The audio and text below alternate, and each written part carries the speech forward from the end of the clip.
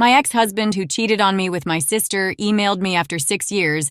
I, 33F, met my ex-husband, Dan, 40F, almost 15 years ago at a restaurant when I was celebrating my 18th birthday. He was really nice, charming, and mature. He made me feel loved and special.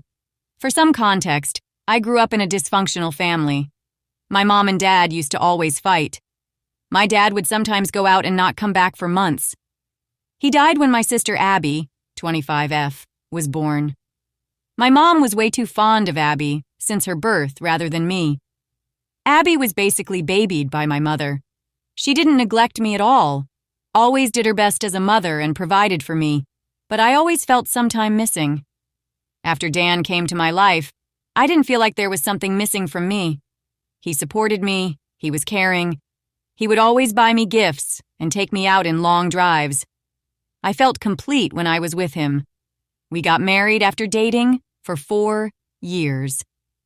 I wanted to start a family right away, but Dan encouraged me to do my master's and helped me build my career. He wanted us to be in a stable position financially before we start thinking about having kids.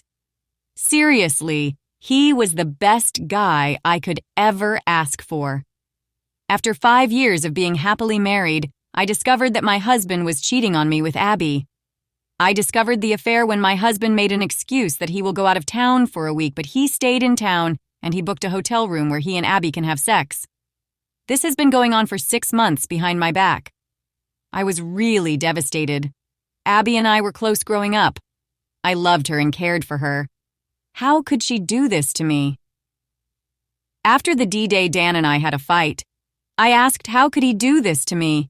That too, with my sister who just turned 19. He said he didn't love me anymore, that I don't give him enough attention, that I am not the same girl he fell in love with. Between this mess, I discovered that I was pregnant. But due to the stress, I lost the baby. He didn't even care enough to visit me at the hospital when I lost our child. He was having a weekend getaway with my sister. I should have seen the signs. Abby would always be touchy with Dan. Dan would sometimes stare at her, but it is still very disturbing for me.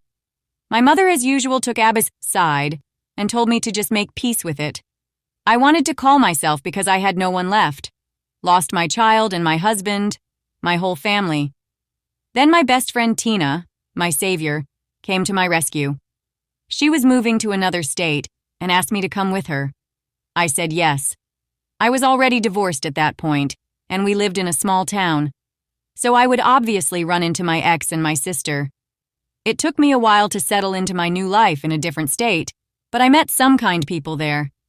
It helped me heal some trauma. I still have trust issues. I met my now husband, Tony, 32 million, after 1 year of moving to the new place. I was really hesitant and kept my guard up, but he showed me that he is trustworthy and loves me a lot. I was so happy with him that I almost forgot about the life I had back in my hometown. His parents were really welcoming and generous people. We got married a year ago. I am now pregnant with our first child.